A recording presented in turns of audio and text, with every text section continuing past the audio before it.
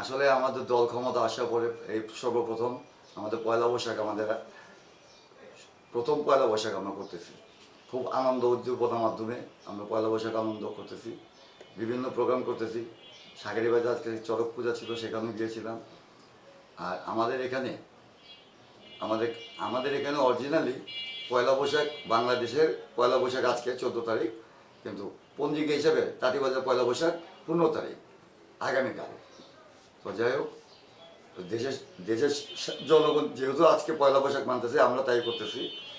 আর 36 নম্বর ওয়ার্ডকে ঢেলে সাজানোর জন্য আমরা মশাক নিধন এর একটা কর্মসূচি হাতে নিয়েছি। এটা এটা এটা আজকে না, আগামীকাল করবো আমরা। আগামীকাল 4টার সময় এটা আরম্ভ করবো। আর এটা আমাদের এমপি মহোদয়, ওনার নির্দেশক্রমে আমাদের এগুলো করতে হচ্ছে।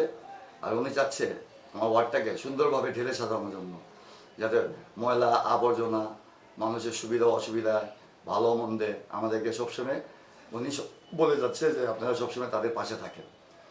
আর আমরা ঢাকা 7 আসনে এত সুন্দর একটা এমপি পেয়েছি, আল্লাহ আমাদেরকে দিয়েছে। এটার জন্য আল্লাহ দরবারে লাখ লাখ শুকরিয়া আদায় করি।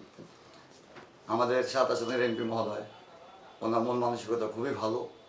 উনি জনদরদি, উনি মানুষের শুভাকাঙ্ক্ষী, মানুষের ভালো মন্দে ঝাঁপিয়ে পড়ে, এবং ওনার তুলনা হয় না। আমাদের ভাগ্যক্রমে আমরা এরকম একটা এমপি পেয়েছি। আর আল্লাহ যেন ওনাকে নেক হায়াত দান করেন। আমরা সকলে তার জন্য দোয়া করি, আল্লাহ ওনাকে যাতে সবসময় সুস্থ রাখে, ভালো রাখে। এবং ওনার নির্দেশনা ক্রমে আমরা প্রত্যেকটা কাজ চালিয়ে যাচ্ছি এবং আগামীতে করব। প্রিয় এলাকাবাসী, আমি মোহাম্মদ আবু তাহের, 36 নম্বর ওয়ার্ড বিএনপির সভাপতি, আগামীতে কাউন্সিলর পদপ্রার্থী। আমার এলাকাবাসীর জন্য পয়লা বৈশাখে সবার জন্য শুভকামনা এবং শুভ নববর্ষ।